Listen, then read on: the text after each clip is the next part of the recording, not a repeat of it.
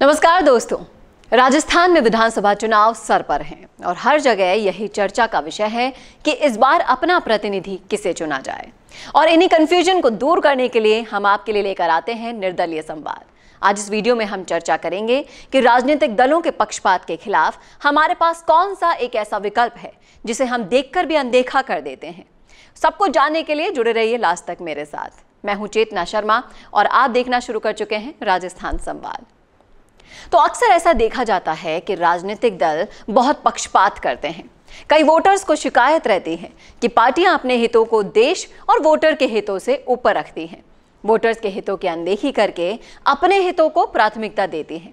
लेकिन अगर हम निर्दलीय उम्मीदवार को चुनते हैं तो निर्दलीय उम्मीदवार अपने चुनाव क्षेत्र के वोटर की अनदेखी करके चुनाव कभी नहीं जीत सकता। हम ये देख सकते हैं कि कैसे निर्दलीय एक महत्वपूर्ण विकल्प बन सकता है। चलिए मैं आपको बताती हूँ। निर्दलीय उम्मीदवार ना किसी पार्टी का हिस्सा होते हैं, ना ही किसी विशेष संगठन के साथ जुड़े होते हैं। इससे उन्हें स्वतंत्रता होती है कि वो अपने चुनाव क्षेत्र के वोटर्स की मांगों और हितों को प्राथमिकता दे सके। इसके अलावा निर्दलीय उम्मीदवार अपने चुनाव प्रचार में सिर्फ अपने क्षेत्र के वोटर्स के मुद्दों और समस्याओं पर केंद्रित होते हैं। उन्हें कोई पार्टी की दिशा या आदर्शों का पालन करने की आवश्यकता नहीं होती, जिससे वो अपने चुनाव प्रचार को वोटर्स के हितों के साथ मेल कर सकते हैं। और अगर सामाजिक तौर पर बात करें तो निर्दलीय उम्मीदवार किसी विशेष जाति, धर्म या समुदाय के पक्ष में नहीं होते, जिससे वे समाज में सभी क्षेत्रों के व्यक्तियों के हितों की दिशा में निष्ठा दिखा सकते हैं। इसके अलावा निर्दलीय उम्मीदवारों का कोई पार्टी प्रबंधन या नेतृत्व के साथ कोई संलग्नता नहीं होती। इससे वो पूर्ण तरह से आजाद होकर अधिक सशक्त होकर काम करते हैं और आदर्श नेता भी बन सकते हैं। निर्दलीय उम्मीदवार जीतने के बाद किसी पार्टी के हितों को प्राथमिकता नहीं देते। इससे उन्हें सुशासन करते समय निष्पक्षता बनाने में मदद मिलती है, क्योंकि उन्हें किसी विशेष पार्टी के दबाव में आने का खतरा ही नहीं होता। निर्दलीय उम्मीदवार लोकतंत्र के मौलिक सिद्धांतों की प्रोत्साहन करते हैं, क्योंकि उनका मुख्य लक्ष्य वोटर्स के हितों की प्राथमिकता होती है और वो पार्टी राजनीति के मार्गदर्शन भी करते हैं।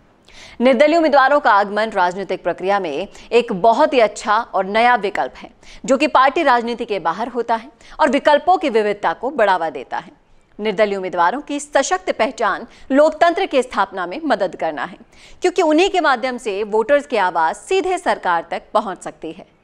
तो देखा आपने कितने ज्यादा फायदे हैं अगर हम निर्दलीय उम्मीदवार चुनते हैं, क्योंकि निर्दलीय उम्मीदवार की प्राथमिकता वोटर्स के हितों की ही होती है और वो पार्टी प्रक्रिया से बिल्कुल तरह से आजाद होते हैं, जिससे वो एक सशक्त नेतृत्व दे सकते हैं और इससे समाज के सभी क्षेत्रों के व्यक्तियों के हितों की दिशा में भी काम कर सकते हैं और लोकतंत्र को मजबूती प्रदान कर सकते हैं। अभी आपके हाथ में है कि आप किसे चुनकर अपना वोट देते हैं, उन्हें जो आपको सशक्त नेतृत्व देकर लोकतंत्र को मजबूती देते हैं, या फिर उन्हें जो सिर्फ और सिर्फ अपने हितों के बारे में सोचते हैं। क्या है आपकी राय? कमेंट बॉक्स में जरूर शेयर कीजिएगा और इसी तरह के और वीडियोस के लिए देखते रहिए राजस्थान संवाद। नमस्कार।